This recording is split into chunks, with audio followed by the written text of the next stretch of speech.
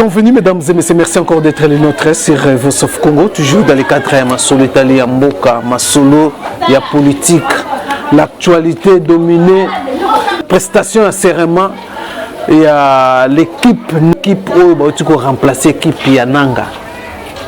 Polémique autour de ça, certains acteurs politiques continuent toujours à réclamer la dépolitisation de la CENI. Aussi longtemps, chef de l'État a déjà sali déjà ordonnance, investir bango, prêter serment. Nini yango susu. Quelle logique au bandeko ya politique?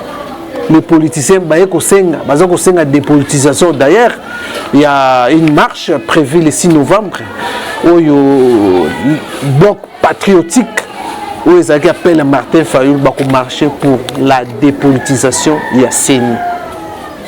Balingi au fait ligne. Ils ont masolo toko solo là, chef de l'État déjà na Israël, nous a sali ba visite na ba place mythique. Il y a Israël, Tokomekato Sola, Toko Sola aussi, 5 SSC, basé en Europe, Bakesa la Nini. Bakesa la Nini. Bakeko Mona, Tolandaki, Bakeko Mona, partenaire ya Congo. Il y a Europe. Pourquoi? Basé en Europe, Bakeko ça la compte rendu. Il y a ce qui s'est passé, la désignation, il y a un animateur, il y a CENI, où est ça Nini? Toko Sola yango. Tokobeta aussi masolo ya masolo dans le baki tokobeta mo masolo mo mingi je crois que ba si je me souviens que ya ko kota kaka na ndenge tolobaki wana tokobeta ka masolo ya mboka. Voilà encore je reçois pour vous Saint Thomas Boukassa oyo azali tobengana no communicateur ya chef de l'État, journaliste la présidence ou tokomeka tobeta nena no masolo toyeba nini analyse de ça les a yemoka sélection analyse nini par rapport à la situation où ils ont se présenter na politique na biso actuelle na mboka na biso surtout tous vers tous aucune des élections et kozala ndenge en tout cas sans plus tarder mbote mona mboka Saint Thomas Boukassa so communauté kondimate Mbote Ousmane Mbembe, Mbote Voice of Congo, donc la voix du Congo, Mongo ya Congo. Et nous avons rectifié pour présentation. Salut, on a engagé cabinet à présidence. La communication. Voilà. Ah oui, on a un cadre d'analyste politique, donc nous avons l'analyse politique, donc on a un citoyen libre, un journaliste, voilà, un analyste. De tout court, mais nous avons mandaté parce que nous avons en matière de porte-parole là. C'est ça. Voilà, donc moi je ne suis pas mandaté, mais les jours où nous avons mandaté, nous avons une casquette, nous avons bang tout. Voilà. Les angaï. Voilà. Monité, condimaté. Mais avec les fans, retrouver sur le qui goûte à la voix, sauf qu'on peut rappeler que nous avons mis un trio complet de Chibambalo à Sanabois. Voilà. Alors Saint Thomas, tout qui est dans l'actualité, chef de l'État a séjourné en Israël. Comment visite chef de l'État? Oui, certaines personnes déjà, certaines opinions, les opposants en fait, c'est ce qu'ils disent. Babenga qui est dans la naki, babenga Mangela, Mangela, ça a 80 jours tour du monde. Babenga babenga Mangela. Quel est vraiment Tokolo banini ba congolais bazela nini na ba voyage a fait ce qui doit ça là. Et le bande comme ça bengue manger là tour du monde ba congolais bazo se retrouver passer ça aussi dans Congo té à qu'est-ce que na Israël tozela nini na Israël. En tout cas ti Congo reçoit 50 présidents à Montréal za la lokuta et on président Moroté alors si ça pas si totalement ba congolais son dans lobby que za président Moro à Batamara na coin moko boké si ça passe à ba congolais on a besoin na bouki lokuta d'ailleurs dans le monde entier aucun président dans aucun pays si ça passe à habitant na une soixante donc déjà tout le monde là on a contexte voilà et puis bah voyage il y a mon Konzamboka très très important parce qu'il faut voir que Bisso Congo ça fait un bail bah année les Kébélé bah décennie tout ça qui vraiment absent dans le concert des nations. Dans le monde, sur le plan diplomatique, il y a quasi absent. Il y a que bateau précédé dans le pouvoir. Un discours qui propagé à l'époque, nous sommes souverains. Cela veut dire qu'on était donc fermés avec le monde. Nanko, sous prétexte que nous sommes souverains. Alors, pourquoi le langage nous sommes souverains? C'est-à-dire que non, pays qui leadership capable d'échanger avec l'interlocuteur. Pour vendre Congo. Justement, quand l'image de Congo, qu'on a en face, chef de l'État, to bakambia bikolo mususu baza en face ya président Congo ba sentir que notre président est kolo moko boy. Côté là to na biso absent. Donc congolais à moi que ba congolais ba kosama lelo. Alors, eza étrange pe na bato yo, omoni que Congo est un pays moko uti na ba régime dictatorial lebele. Sikoyo tout au long du régime, il y a eu des générations. Parce qu'il faut savoir que Congo est à peu près 3 décennies de dictature.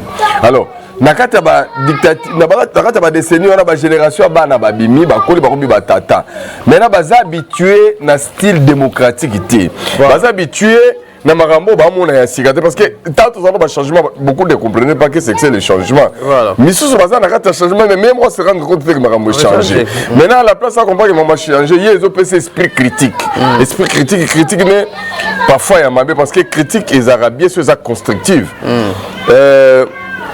on vous a dit que la voyage naïe ils ont produire rien. Or c'est sous ces voyages que nous avons le RDC tout ça sur le plan de la santé financière ni bah institut à Bretton nous tout à reprocher biso. Et c'est actuellement qu'on est bien coté. On est récemment il y a FMI aussi quoi produire la RDC la respecter quand même. Mais c'est pour la toute première fois. Et je t'apprends au moment où on a tout ça nos émissions il y a plus de 40 ans. Franc congolais côté là na bourse mon côté et tu côté na bourse à Luxembourg donc nanu tozala te ça dit que ezana bisika belé biso tozaki na biso sous pays té donc République démocratique du Congo est baninde renaître sous Fachi par contre ezaki na sous pays té ezaki na nation té mais tikala ke loko protocolaire parce que il s'affichait monsieur qui s'appelait président de la République avec les gens en costume et cravate qu'on appelait les ministres et le pays s'arrêtait là mais dès que vous descendez en bas en bas, la carte à base, vous sentir que le pays comme les aguilles les souscrits. Alors, le périple président de la République a est très important et que vous avez compris le lobby, le loté. Parce que le Paris n'était pas construit en un jour. Voilà. Donc, de la même façon, s'il y a les gens qui se disent que Félix Tshisekedi Tshilombo, fois-ci ça passe dans l'immédiat, on a mis aussi dans bango et puis va prétendre que tout le monde ça va passer à battre au grand complet à cause de la thé.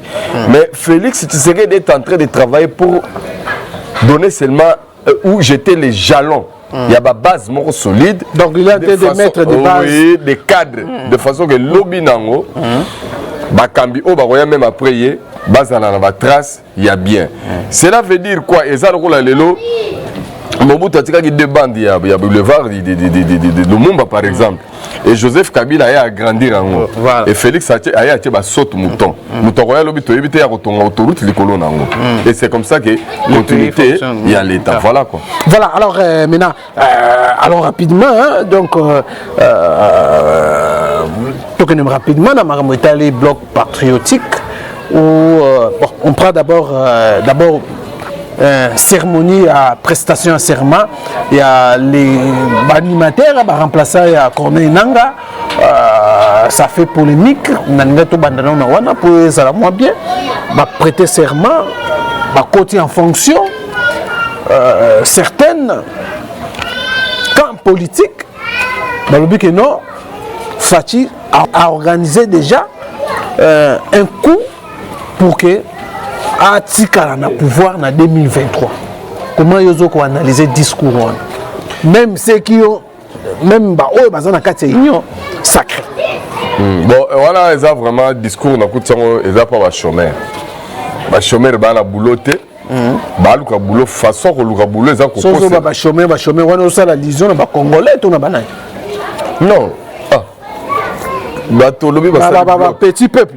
petit peuple là tout petit peuple toi na chômeur ba sala ka bazana ba bien que salaire na Congo le foot andé ezo ko supporter charge pouvoir d'achat et la population ça c'est une évidence, c'est vraiment une réalité palpable dans Saint Thomas c'est la Congolais le Camté maintenant ba bloc yo lobité donc voilà ba chômeur bazoko c'est la getozo sangani pour la peuple boula bango balingi tokene na mapona mi 2023 bango balingi tokene na dialogue parce que parmi bango ezana bato yo baza na position pour le moment ba pe na la rakokene na élection et puis poids politique eza soute il faut que simbisa na kodiembelana bayiba na soki bangenge soki bandenge nini donc au tali vraiment d'abord ça bloc moko donc soki toko résoudre rango na compréhension opinion eza mariage contre nature ne bato so bako qualifier ngo vous savez nous on nous a critiqué hier balobaki mariage Félix Tshisekedi Joseph Kabila contre nature mais ça c'est un mariage c'était encore une tromperie wana nda elaki tromperie na sens que biso tozaki na contrainte constitutionnelle où on n'avait pas la majorité à l'Assemblée. Il y avait que deux chemins à suivre. Soit beaucoup na cohabitation, soit beaucoup coaliser. Et les autres sont venus vers nous pour dire qu'on peut coaliser pour te diriger ensemble. Et on a coalisé avec eux en état sincère, mais on a senti qu'il y avait eux qui voulaient nous tourner en bourrique. Et du coup, on avait abandonné.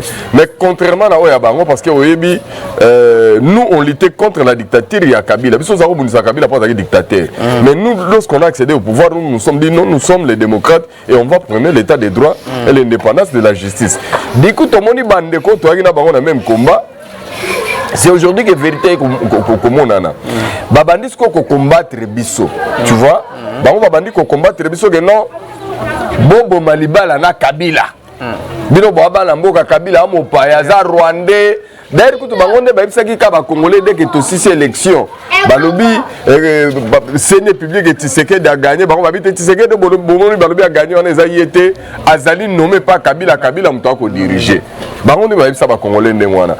Et puis babakiseli non seulement balobi Tshisekedi aza nommé mais babakiseli Tshisekedi ba grade kili oyo ya ko discréditer na kati ya opinion entre autres lilingi ya pamba patin marionnette patin placebo et bimaka na mnoko bande kwango et lokola na ebisaka pe ba Congolais beleke na mboko mobimba toaka na bato mibale bakosaka makasi na politique ezali Joseph Kabila na Martin Fayulu tala le bango nem bakosaka na politique bakosaka makasi mais Joseph Kabila mta jiraka ke a ko respecter constitution même produire une élection en 2018 hors délai eza lokuta et ya lokuta te eza lokuta munene Ousmane Fayulu ni Fayulu mta bisa sote ka otikala ko sala élection na machine à voter te masuki ko sala élection na machine à voter mo yebisa voter nta gagner nango eza lokuta te eza lokuta munene Fayulu te mta yebisa ki ba Congolais nyo sona 2019 que Tshisekedi azali nommé et puis nga la ki ba Congolais que Fayulu a lokuta makasi parce que na monde ba nomaka président de la République était mais bino loko na boyine Tshisekedi bo croire na Fayulu bolobi que aza nommé mais le lot en 2021 moko Fayulu mzabisa bino que Tshisekedi aza nommé Fayulu ko mzabisa non ba Congolais bo to sangana to combattre le dictateur ya Tshisekedi ata bino moko ngana ko zana nga so babo bino ba maele mais bite place wana nani azo tchabino na confusion donc mutu lobi azaki marionnette azaki leading ya papa azaki placebo lelo mama ko dictateur sikoyo to combattre le dictature ya Félix angona nani na patron ya Félix Kabila mokonda FCC donc Fayulu asanga que vidéo mo etambulaka ya matinée politique ya na katiote ya Augustin Kabuya o meka ko expliquer ba namoni pe ba ko balancer na réseaux sociaux vidéo yoka nani Augustin Kabuya loba Kabila atali opposition mobima moni mutu akopesa pouvoir te amoni mutu amalama akopesa pouvoir Félix Tshisekedi olanda matinée politique wana te bien sûr babi vidéo yango ezelakisa niko bakomi kobalancer ngo pamba voilà en tout cas vidéo wana ezaki pour faire comprendre na bato ke IDPS ta accéder à pouvoir appliquer qui politique à Nelson Mandela parce que faut boyeba ke régime ya parti des agri régime ko maltraitant qui ba noir makasi et tumana bana et bomana bana mais lorsque Mandela accédait à pouvoir a opté pour la paix parce que il y avait un sérieux problème sur place en Afrique du Sud Mandela a eu pouvoir. Mais sur le plan économique, il y a pouvoir. L'économie n'est sur ma boîte à Mindele. Félix Tshisekedi a accédé à pouvoir. Qui c'est que yo a la présidence de la République. Donc, aux a la majorité, et il y avait des possibilités, soit coaliser avec eux qui avaient la force de la majorité, et ils avaient tous les contrôles sur tous les plans sécuritaires, machin, bango, selon la thèse Bazaki qui avancer. Et nous, on avait que la présidence. Alors, qu'est-ce qu'il fallait faire? Félix, état civil, Bazaki militaire, a un super pouvoir, on a un continué de nous aider à rébellion pour nous aider à Kadogo. Mais Félix a été dans le soldat mon côté. Batuné la population. Et les soldats qui ont présenté les soldats qui ont fallait travailler là-bas. Parce que, à moins que Martin Fayulu peut-être rien dans les soldats qui ont pouvoir, dès que les président il y a un bon ma FARDC ba mura to bomi bango boré bomba ki toye bagité mais lelo to yokuta ke mama na lokuta po yem to komina kabila lelo yem ta yebisa ba congolais nyoso ke FCC ka chez ali grossesse deuxième grossesse ya kabila ba ya salisko alliance na kabila donc kabila kaboni na cache avec synthèse quoi la muka po troisième grossesse alors tous on a une explication on a le tiko lubawa donc on a une explication so nazo na tumeko question ya vidéo maintenant ils ont circulé kasi nazo répondre par rapport à vidéo ça dit que ce n'est pas ça c'est sur le besoin ça c'est à pouvoir les avoir ça pouvoir les donner ça remise et reprise ça c'est me soutient parce que à ma connaissance, si réellement Kabila a un monopole na pouvoir à Kabila Moutou, si c'est que dans un Moutou a Kabila pouvoir, ce qui pouvoir est Kabila Chadari, parce que à moi que les Congolais basent à la Babo Sani. Contexte secrétaire général Kabila. Contexte. Atali Moutou a pouvoir à mon Tshisekedi. Quand on a on a ces les années. Baebi saka ba Congolais maman F bazaï ba le ministre de l'environnement. Balobaka que Kabila na Tshisekedi ba sali deal. Mais actuellement, on va faire Ferdinand Kambere. Avant ça, on a dit monsieur Zaki d'apart dire qu'on gouverner ensemble. Il y a mon frère le coup de Fala qui n'a pas besoin de dire à Kabila na Tshisekedi d'avant il y a mon roi ça l'alliance dans FCC. Ou qui trompe qui? Na la Zaki d'accord. Même na mon père na Zelaka. On est bien en série bazoro babilo qu'on a que non Tshisekedi d'azar au travail et pas Kabila qui ne peut pas. On met tout na mais Tshisekedi na Kabila soki Tshisekedi a qui ngakati na mon na photo te na vidéo. Or Kabila n'est pas trop Tshisekedi. Voilà. La logique est normale. Mais pourquoi ceux qui Kabila est visité Tshisekedi na Oya, faut pas filmer Kabila. Là, na mona ba Tshisekedi na Tshisekedi na Kabila kashine. Ngai. Donc na résidence yante de Tshisekedi na Tshisekedi na Kabila kashine. Mais on zo ba masque l'opinion ba biloko mususu ngala mona mususu na ebisaki ba to bokeba. Bola l'évangile dans Saint Thomas. Soko monité kondimati. Lelo ngala kosenga na ba Congolais. Deko Martin Fayulu abimisera biso d'abord deal ya Kabila na Tshisekedi ya mibale d'accord basi aneka ko expliquer biso comment Tshisekedi alongwe na stade ya président de la République nommé et lilingi ya pamba placebo marionnette aye kochité dictateur alors ça expliquer biso la thèse wana dictateur bazoko avancer au moins makambeleki na sanité yango bazoba dictateur non il a imposé est-ce que biso toza avec est-ce que Fayulu tango abetela biso lisolo wana biso toza bano tokoli tobotami na dictature tokoli na dictature totangi na dictature tobi dictature ndenge zalaki ngala na exemple le plus simple ba dictature on la vivre eza ya Mobutu mwana uzana na libumu mama na yo lobaka mama bino aswazemi te ndenge mama bino aswazemi déjà yo fouetis ka eza na kati ya libumu oza jama mbra impère à part banyama mtu bagi mbra impère te tango Mobutu dictature na ngona en dehors de ça dès ko bimi na mokili obandika premier pas na ko kendeka classe yo mwana obandiko yemela Mobutu papa na place ake musala place akoma papa na musala ayembeli nanu Mobutu dictature ndé ngona vivaki et lorsque Mobutu a instauré ce multipartisme intégral en 1990 voilà a créé démocratie masquée où lui-même conserve tous les pouvoirs mais il trompait les gens. Oyoka ba Alpha Blondy bayemba la démocratie du plus fort est toujours la meilleure. Ça dit qu'il fallait que to la nara dictat ya Mobutu c'était ça. Toujours Musée Laura Désiré Kabila Tangoye dès qu'il y a Koti et là, tous les partis politiques, fonctionnaient sous ce dictature. Bon, là, Martin Fayulu, c'est sous Félix Tshisekedi, la marche, na jeep, na chemise, à Pemba, son propre na yango. puisque nga na yebi ke tango Kabila aki na pouvoir nga na mona Martin Fayulu tete vimba gayar ezaki tango Kabila o lelo asepeli basala ne alliance siko dalo ba ba alliance to kosonga na sima bon nga na yebi siko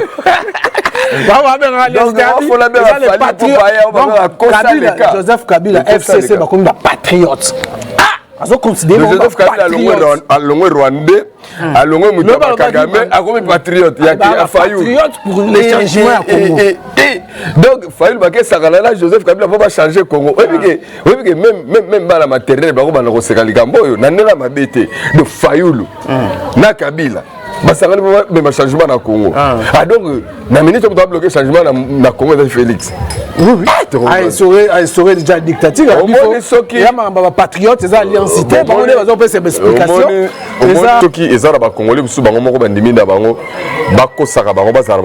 Moi je suis d'accord. Il y a droit na bango. Et oui que tout ça peut la démocratie.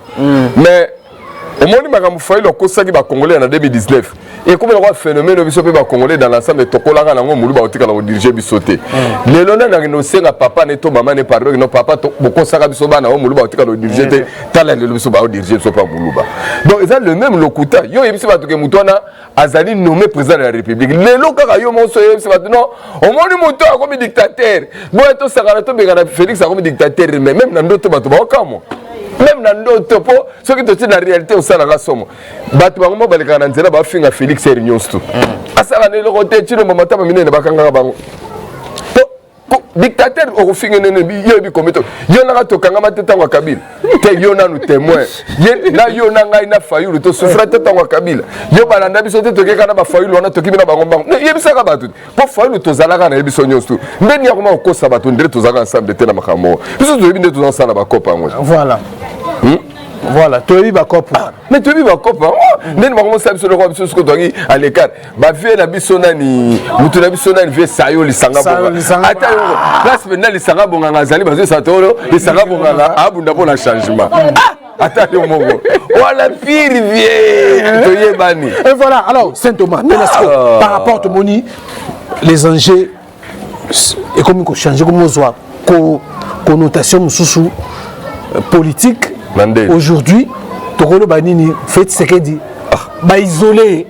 Eh Ousmane. Donc fait ce qu'il a dit. Mon pote Moni, dans l'union sacrée, Moïse Katumbi tozoye baté. Tantôt signature, bah wangani signature. Tantôt tozo la carte à bloc patriotique. C'est qu'on a ça le mathématique. Yoga na sisa bongo na zoti le temps lo banayo. To Moni côté MLC, moi qui m'ezali. Bazo tala kaka bazo observer ni koya. Il ni se kuna pe le meeting le cas on dirait message nga ko ça mais c'est comme si c'est réservé. Bazo tala mais pour que militant na c'est ba membre na ba mususu na ba réseaux sociaux bazo tirer à boulet rouge le président de la République. Fait ce qu'il dit aujourd'hui. Isolé. Comme isolé. Fait ce qu'il dit aza isolé. Félix Tshisekedi envoyé de Dieu. Na minute où tu n'as pas tout ça l'émission boy. À quel type appelé chef de fleurs na tombe ya Jésus. On dit ma. C'est quoi un laxini? Un laxini. Élie de Dieu. Bah on va nommé président nommé Élie de Dieu. Mais Moutaïb c'est le président nommé moi c'est bidon que dictateur. Bon sola là na ko salade. Na lobi na yo Élie de Dieu donc ti et pas Jésus bandimi. À quel type ti talaka Jésus a kufa ça fait 2021. Hein? 2021 depuis Jésus a kufa bandeko Jésus bandimi bandeko Jésus na minute fachi na mboka ba Jésus ti na cimetière ke kotika pena gerbe de fleurs na tombe ya Jésus aketina ba ko visiter ba moso tel toi côté do ba juif barbi maintenant wa pamboli Israël ngapela osani ni na ko pambola batu batanga Bible ba Bible passage wana wa pamboli Israël nzamba lo ko pambola Israël ngapela osani na ko pambola est-ce que Félix a geti na Israël a pambola Israël. Yo ningi to zeleni biso ba Congolais. Ma pambolika kati. Ma pambolika. Mais est-ce qu'on a une région de Rokoto lobike isolé. Félix Tshisekedi isolé pour ba noko moko boye ba kangami et pour zotala que ML Sazano net la réserve. Zotala yense net la réserve. Moïse Katumbi kutu tantôt plus tôt. Mais si qu'on a na prendre yo. Na bato yo biso ba Congolais parce que tozaka na mécanisme ku c'est ton mémoire courte. Na 2018 MLC, INC, Fayulu, écrit wana tout au grand complet. Là, bah, Moïse Katumbi, tout au grand complet. Félix Yemoko na El Naï. Bah, ça la marche contre machine à voter. Peut-être que ça le bossane. T'es na bossane, t'es na mona zalaka wana na kuvuaka ngo ba image zali. Au moins li boki ana mobimba bango tout. Au moins li boki wana pe na mobimba bango tout ndenge wana. Bazalaki bango boko tie Tshisekedi. Bafinga yo mo sala ba image wana. Bafinga mama Marthe basalaki marche bazosala contre machine à voter. Mais ta ba ko na limiter ba bosani tina ya marche. Bafinga mama Marthe bafinga Tshisekedi bafinga Félix ozalaka témoin. Et ceux qui wana te bande kona bango baotiela motema wana lelo basangani na bango. Bango à l'époque ba yebisa mokili mobimba boy. Félix atanga te. Azana diplôme te. Et ça qui Félix Tshisekedi kaka oyote. Voilà. Mukolo Félix a retiré signature. Kanda ya batu nyonso wana so la muki. Bazaka bango moko bazaka pena Senko. Bazaka pena SCC. Toujours comme d'habitude bloc on est contre Félix. Tant que tu as une élection, tu bandi ba propagande. Muto ko rejoindre Félix na. Vital Kamerhe. Non, Vital Kamerhe va bande na Genève. Qu'est-ce que c'est na retirer signature. Que Félix va remettre Vital Kamerhe. Bon, bloc on yo solo bana que Félix isolé. Bazaki bango tout.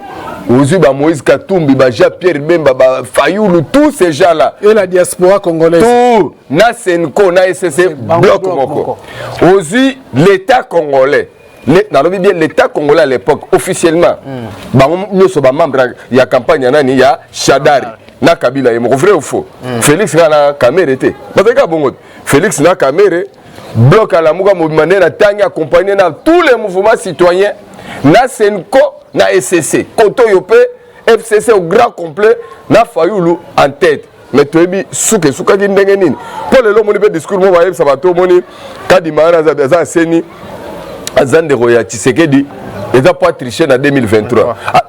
On a obéi solo on a tangela biso na TV biso nyoso que Tshisekedi muta gagner élection comme ne Corneille Nanga Amuluba parce que coïncide que quand il y a FCC Mumba bataki na nani Chadar babemba nani no pero ko pena lycée Bosangani ko le ka to yozo betali solo ya sikoyo véritable lycée Bosangani sima Fayoulou mais tout le monde bango to bataka pena non Tshisekedi muta gagner ero na zaki nani azeka yemo bongo oyo ya tourner ko bangisa ye et ko bangisa au contraire Félix azana peuple congolais la majorité mo silencieuse au mona ratang baganga ka basali bambela bo ebi Fayoulou akei bena basanga bena na bokechu pena na poto ebi sabino Fayoulou ngala zala na vidéo na talango na aéroport il y a aussi Charles de Gaulle il y a France bokechu wayambo mutunanga na opese mbote donc bokechu ka mutunanga bokechu aga mutunanga ape mutu yo mo ebike bokechu mutunanga biso azala ka pe mutunanga parce que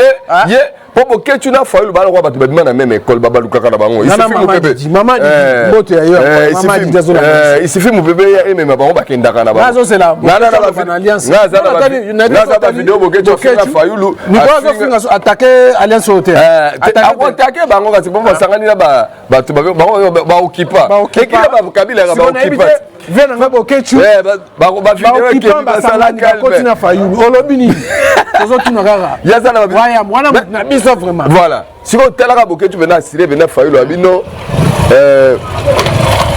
non Martin Fayoulou ozali soldat du peuple yo za mobali bakatanga ngani nengo zana kende ki sasa soulever bana Congo nyoso zo pouvoir bokechu atali to mo bela Fayoulou kitana kida mo Fayoulou na secteur Fayoulou abini lobi na soir bokechu asali vidéo yo Fayoulou beno otika ko ba sous président mboko na te Fayoulou za leader te yo to kani na bino kende soulever bana ki sasa bokechu ko bila musique ya Kofi ya Kofi na werera wana bokechu wayambo donc moni Félix asisi nde batebele mayele oui asisi batebele mayele bokechu pona ebisa bokechu solo ina yede ba moi passer senga non ba sunu bananyu ba résister ba komi ba libérateur na ebité afin que bloque ça la position na yede c'est la paix sa position oui mboka bokechu ba ya libérer eza Zaïre biso za RDC différence episode ba bokechu za la niveau à la compréhension bokechu baza ba nostalgique ya bana ba mouvance ba Mobutu akala ba brother drapeau à Zaïre ba luka bazo na nela dictature série à Zaïre est-ce que biso ce qu'on doit évoluer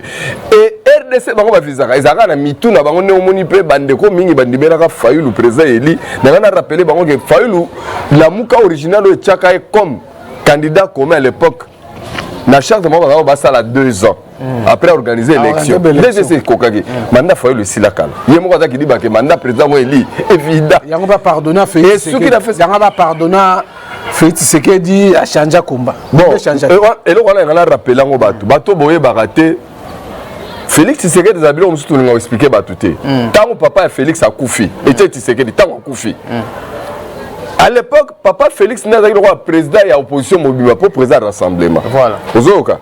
Tant où il y a Koufi, Moïse Katumbi, Gabriel Mokia, à l'époque, Pierre Lumi, Olengan Koy, Franck Diongo, Martin Fayulu, tous ces gens-là.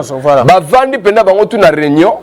Bangonyo Sobake Lobake, le rôle de Tshisekedi a confié Félix dans le président rassemblement. Et époque où on a Félix Nakata IDPS Azali adjoint à Kaboul. Aza même pas président IDPS. Donc on va leader, ba président ba parti politique, nous doit diriger on a réunion rassemblement, secrétaire adjoint ya IDPS Félix Tshisekedi. Na ningi côté na bato ba yeba que Félix Azali président ya Fayulu na rassemblement et Anomaka Fayulu coordonnateur. Donc c'est son ancien leader. Ba vidéo ezali au jour où Félix a présenté programme en tant que président de la République, la Béatrice, Fayulu a le président la vidéo est allée.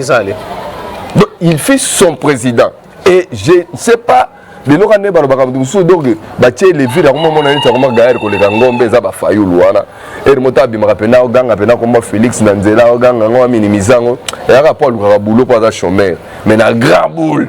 Na ba réalité où on a toyebi na cause Fayulu donc même pas une minute na pied Tshisekedi yo yebi même pas Tshisekedi da sala ba uti ko lire président IDPS atondi sa Sainte-Thérèse na côté ya IDPS yango moko mais bango banda ba sala soki lamuka lala baluka bakoka ko tondi sa tous les stades wana ya Sainte-Thérèse dernier meeting a sala ki awa dernier meeting wa ya Martin Fayulu wa na Sainte-Thérèse yo kutino kupandaka ba image yango donc même stade moko wana koka bato baboya kondima yango te bandima ezaki réalité non bakondima te parce que moni baba master na biso toyebaka cop ne toka kobeta ba serveur baba chômeur balukaka boulot ngai lokona luka ko expliquer bato beleke makelele baoka siko Fayulu acha oyo ana l'arte sous candidat comme aluki santé financière politique ya Kabila oui alia Kabila Moïse Mbongo deuxième tour de la monique doit bimi kizengi na kata ko bangazane Moïse Katumbi azoba po yo siko Moïse ne kiria ba Fayulu ana soki dialogue côté yo masu na combien de ministères par rapport aux ana on a union sacrée et puis les rappeler ba congolais belé soko ka Congo nini politicien congolais moko ba bangi soka kana Mbongo ya lokuta même Moïse Katumbi ya kana na Mbongo de pas soki baki na Mbongo belé ba poste na gouvernement loko ngai lekelaka ngai neni bobanga bato bakana mbongo bato bakufela ba poste na gouvernement o bale la poste ministérielle oh ngala eleke mota aboya poste premier ministre proposa ka alors ne ba kosa bino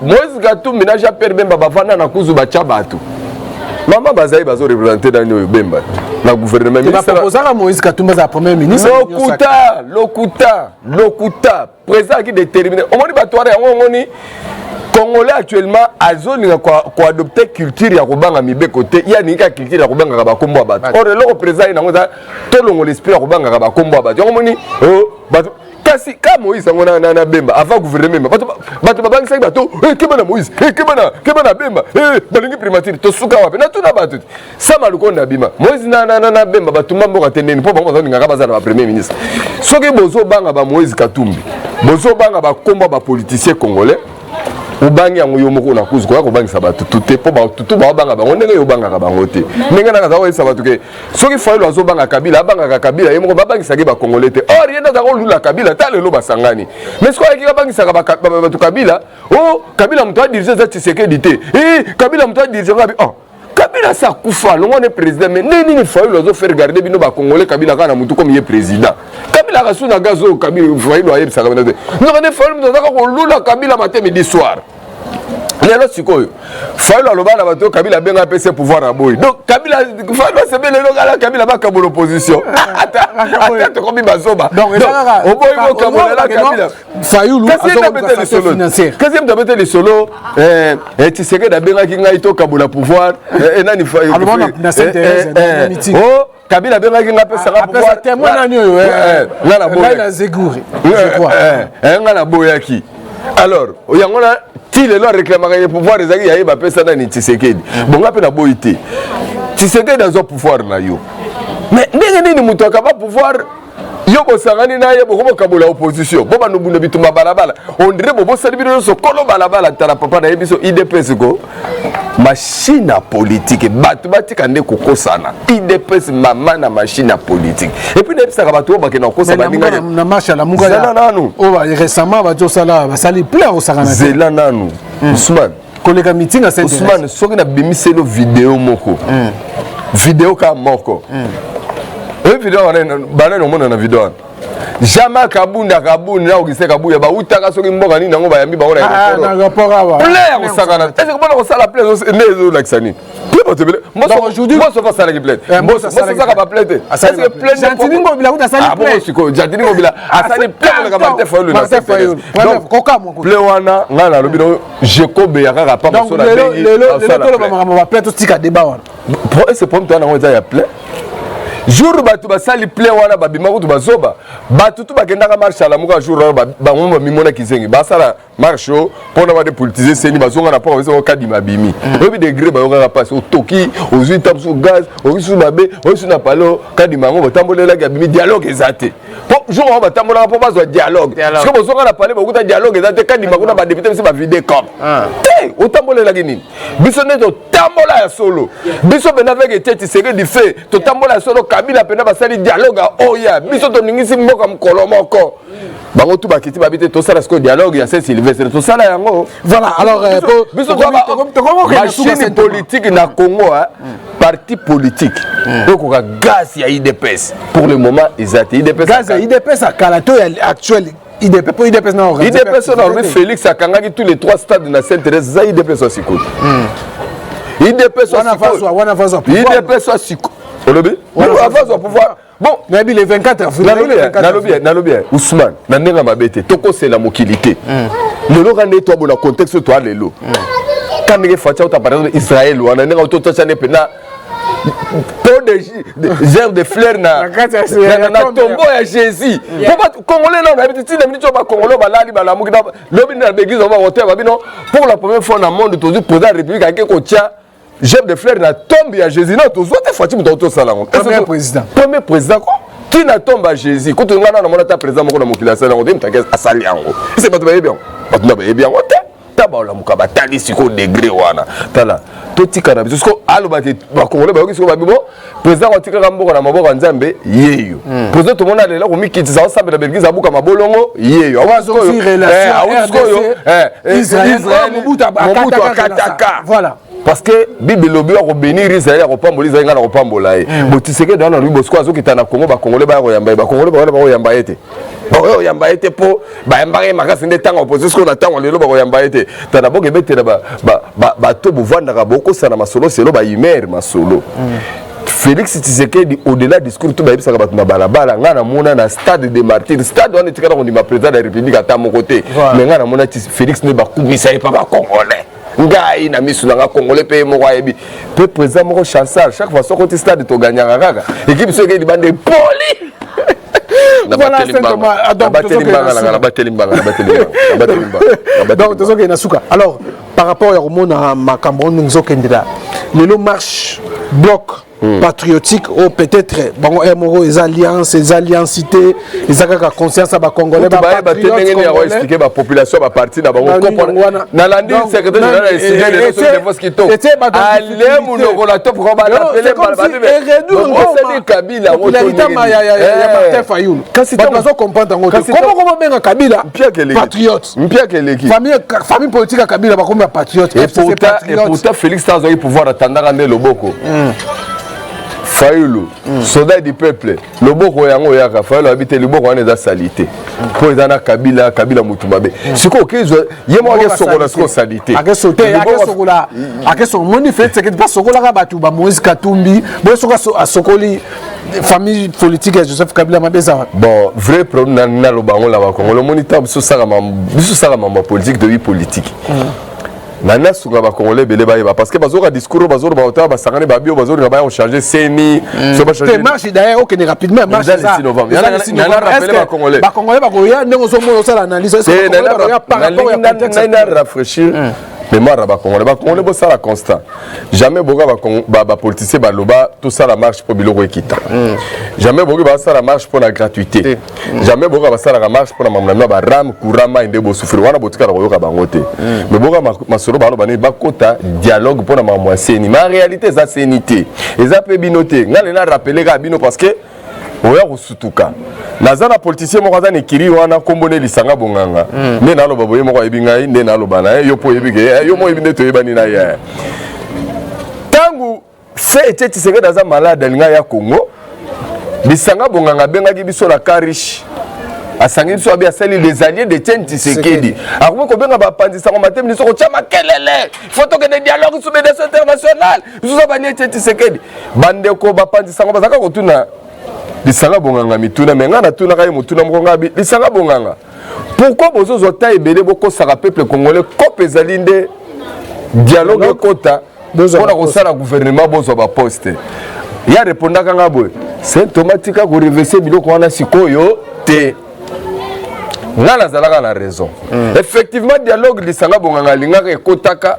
babengi yango dialogue à Saint-Sylvestre dialogue à Basango dialogue on est katanaka place ni katanaka place ka ba même sango ba bisaki biso que non to résoudre 98% et si 2% to bombela au chef de l'état Kabila nda résoudre et comme pas Kabila opposition est na 3 non et là sous tek opposition de désigner premier ministre comme opposition fait na 3 non papa Tshisekedi a fait koti maman na théâtre comme kuna IDPS mubake chibala badibanga ona ni finalité nango bisanga bonganga na MLC la FCC va signer auto bengi arrangement particulier pour gouvernement badibanga ya chibala ebima et les sanga bonganga zwaki poste ministre ya du parlement avec quoi si même intérim ministre ya sport les mêmes les sanga bonganga tango balongo lié na gouvernement na tango Félix a comme président de la République les sanga bonganga mutagena représenter RDC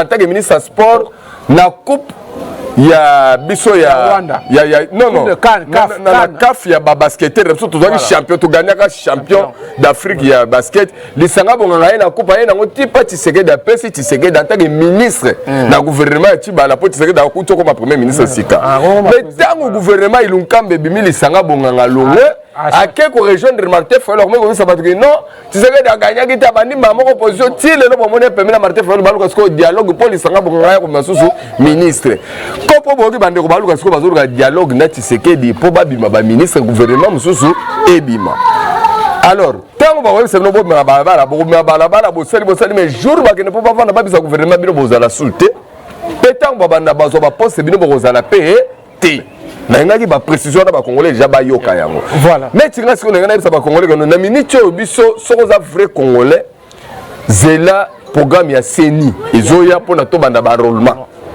pour mbalo tokozwa non seulement carte d'électeur mais bazo ça na ba recensement tokozwa pe la carte d'identité et puis soko yebi koza l'ambition na postuler na ba députation eza bongama déjà mobiliser ka ba électeur na po maponami ya 2023 ezali koya donc discours ya malamu yango na bolingo ya Congo pe ya ba congolais voilà alors Saint Thomas pour tout ça alors tomoni 5 ans après to bengango l'échec il y a 5 ans après avoir koluka consensus autour ya ba animateur ya CENI 5 ans actuellement baza en Europe ba ke salani bon bakei d'abord ko pesa rapport pa bato bapiaka bango mbongo c'est ça oui bon ngaité ba vidéo ezo exister lisolo ya 40 000 te lisolo ya 40 000 smartphone batiaka na 2018 koto yo bato moïse balo bango mutu batindaka mbongo bango mutu basoma 40 000 oui que Simon Gel pasengaka mbongo zela ka siti kasi ba mo bato baliat si on va justifier mbongo ya bato yango na faut batambola na monde en plus ngala rappeler na ba congolais que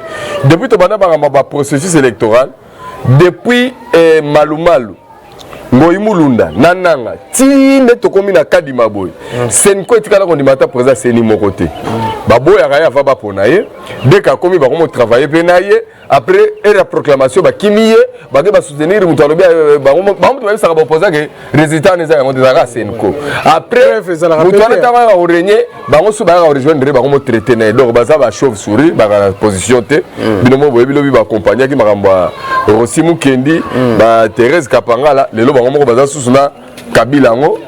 Donc pour nous mutu abomela ki bango bato ba komi ensemble binomo boyebi ne ba benda ba sango ba soutenir na ba balabala mais les lobes ensemble la carte l'église sous bah l'église pour na combat fiti sekete ah bon tu éviter de retourner là bango biso to zela ko na combat kaji parce que na combat oyo et na obanga ba tebele gaz aussi la bango na politique pe na vie na kombonde to comme ba bunda kala nzambe te mon cher ngana ebisaka yo za oza parmi ba témoins na ngana ebisaka que Nzambe muta sakoli déjà depuis 2017 que Félix doit apprendre la République. Oui bien na 5 ans est-ce que kuna esprit Nzambe c'est qui te la bazo ça inspiré par Dieu.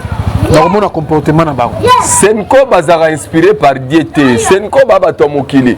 Yo tant otali ma gratuité catholique yemo dans l'école privée na ya l'état. Na ya conventionné. Mais na école neza ya privé ya conventionné. Yé comme ta cher. Même avant gratuité, mais quand la gratuité est cher, azarane na bana te, abo tapete. Ce qu'on bon on est que ndaka. Bomi tout nakaté. Voilà un grand commerçant ya monde entier donc. Oh, pas commerçant. Scandale au takolera. Quand tout na Israël mutombo. Israël bimisela la vidéo oyo. Ba mamelo bazo funda ba sangonde balongisi bango bazemi ba violaka bango na bujala soki na wapi vidéo wana ezali soko kendeka na bosola politique okuti kuna za makambo bana na basi pardon bato yango ba biloko tout cher turo la réalité abesho na utaki kolobake po l'état doit faire récupérer des cols là abesho na non soki l'état récupérer des cols là bango ba récupérer ba bâtiment yo catholique na mabela na mboka. Ta colonisateur to kosaka bino les sous la partie de l'état congolais soko lingi sho la talo bilongo la babatima no ke bilongo na Vatican mboka na bino ndezaka kuna vous travaillez pour la Vatican voilà mesdames ça ne finit par ici merci tout le monde ba congolais wana ne fala signifier mboka mbalo ezongi ya ba congolais iboso zaka bana balobaka baza ko sabato monika ya nani kadi mezane mona Rosar Malonda jamais kaya kadi mezane ndenge mona Rosar Malonda te église kimbangi setikala kopona Malonda te mais kadi mabeno mona bena Simon Kianga ni bena depuis nkamba ba keno biso ka kimbangi se to tindi kadi ma oh ata ku dubuli boko sabato ba kimbangi se mabi bono le lola kama batu ata to komi bazo ba koleka biso tu bani ngaba ko sabato ndre na kimbangi se baluba bazala raté or église kimbangi se za Congo mobimba des cols de l'église là bena bakasa ya ba kimbangi se siko ikobi tout ka di wono ka di maloko za ko maka di maboy ani kimbangi c'était bo ba kimbangi se na ba Congo ngai na nini na général na biso moto ala général Lisika amungala muta kimbangu ya kala voilà Saint Thomas nous sommes là biso a Petro Congo ba tout ba yebie général Lisika mungala ya kala me kimbangi se aujourd'hui ni masaranga tutanga ne pagnol banda bo mwana karanga baluba ba kimbangise ya makasi siko bon ngaba ko sabato ça dit que soba bi kimbangu égal mutwana mukongo soba bi DPS égal mutwana muluba or ba lukuta munene congolais fongola misu mikolo ba ilo ba discours lukuta me yobonga mapona rolma l'élection en 2023 tous appelé ba carte l'élection en 2023 et ratété Fatim azo respecté eloko nga Fatia bangi singa soki Fatia penaki na besoin ko tricher ko sani nga garder kaka corner nanga na malonda corner nanga mtatanga ke Fati abimi pour la république d'ailleurs corner nanga mune mulubate am to province orientale Rosar Malonda mu Congo yem ta défendre Félix na cour constitutionnelle kasi yem ta défendre pouvoir Félix Dani donc soki Félix ko kangama batu ya linga kangama na bongo ta corner nanga na Rosar Malonda po ba batanga ye mais tala ndenge badusu bakabaso boyo ça donne moni ndenge zana mais ata to bazo ndenge ko bisa batu ke yemo Félix a refroidé en même temps à glisser. Ça dit que en 2023, même année, Félix, il faut tricher, en même temps, il faut glisser. Voilà, mesdames et messieurs, merci. Alors, nous sommes à la fin, Saint Thomas. Oui, je suis congolais. Saint Thomas est évangile dans le donc, si on monite qu'on dit maté, Chibambalo, les lois zongi na masolo, Ousmane Mbembe de tout l'état, Franco Sitimpuki, les coordonnateurs les plus crédibles, les lopo, chaîne belé to bandaka na bango boyo. Bakanga kanga bakena bena ko lamba matembele y compris nga moko la fongola yanga na lambela matembele mais yo résister na yo donc tikaka ngwende zonge pa na yo wa mokonzi na bango ata mike ba lelo neti bali ba matama bino ba leader do ba patriarche mais l'église toi kala l'église toi kala na molimo te ba les na passage moko na Bible ba ke no tangango ba le temps viendra et il est déjà venu où les vrais adorateurs adoreront Dieu en esprit et en vérité. Ce que terminé na tango. Voilà. Là ya bike ko abu pia. Tango fuka mela bike ko abu pia. Tango ba kwa moko sokolo pakala abu pia. Tango ba robe neti ba momi abu pia. Est-ce que l'église il y a une confession religieuse, il y a des protestants, système protestant. L'église des référés. Est-ce que vous mobilisez, vous accompagner Biso toi la confession. Biso toi la copte que la confession religieuse ba bimsa ba balabala. L'église azo bimsa. Église ni ntika grimace que ce qui est la campagne to ko mener mboka mais tout dépolitiser ne ba confession religieuse. Voilà. Puisque ba commis trop tendance, toi la confession religieuse tendance à opposition au pouvoir. Donc baza neutre. D'où les solos à société civile à taux de politiser les associés. Donc faut taux de politiser de ma confession religieuse. Voilà marche trop ça Voilà mesdames et messieurs, c'est par là que nous mettons fin. Merci à nous vous avez belé Rolanda Bisso, merci Nachiba Chibambalo derrière la caméra. Mais la personne va te pesa ni maman de te. Donc ningi na minute choka kutera na vidéo talo mona nga na pesi mbote za yo mboto ya yo. Bino tudo yo yo olanda ngati mboto pena yo mona te partout la ninga na vidéo mboto ya yo mais bobo san évangile te soko monité ko dimate et puis bolingo ya Congo na ya ba Congo tango zifweni. Voilà, merci, bye bye.